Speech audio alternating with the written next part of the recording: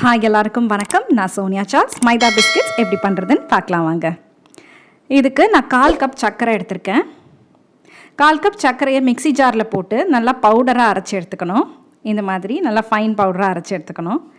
அடுத்து ஒரு மிக்சிங் பவுலில் நான் 1 கப் மைதா சேர்க்குறேன். இது 250 கிராம். மைதா சேர்த்துட்டு அதில் அரைச்சி வச்சுருக்க இந்த சர்க்கரையை நான் சேர்க்குறேன். அதில் ஒரு 1/4 டீஸ்பூன் பேக்கிங் பவுடர் சேர்த்துட்டு ஒரு துளி உப்பு சேர்க்குறேன். அது சேர்த்துட்டு 2 டேபிள் ஸ்பூன் நான் இதில் நெய் சேர்க்குறேன். நெய் இல்லைன்னா வெண்ணெய் கூட சேர்த்துக்கலாம். அதெல்லாம் சேர்த்துட்டு இதை நல்லா பிசைஞ்சு விடணும். தேவையான அளவு தண்ணி சேர்த்து சப்பாத்தி மாவு மாதிரி நல்லா பிசைஞ்சிக்கணும்.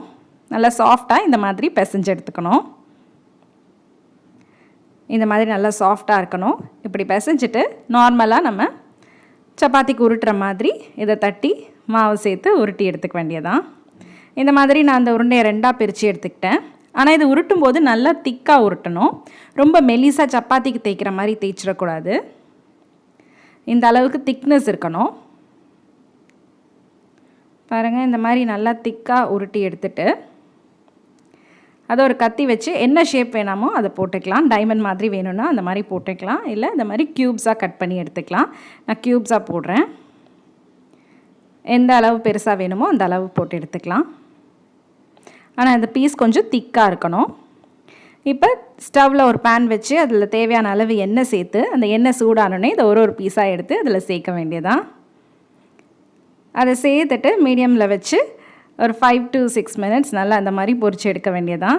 2 சைடும் கோல்டன் ப்ரௌன் வந்த பிறகு இதை எடுத்து சாப்பிட வேண்டியதான். அவ்வளோ சுவையாக இருக்கும் இது. ஸோ ரொம்ப சுலபமாக வெறும் ஒரு 5லேருந்து 10 நிமிஷத்துக்குள்ளே அருமையாக இந்த பிஸ்கெட் நீங்கள் உங்கள் வீட்டில் செஞ்சு சாப்பிடலாம்.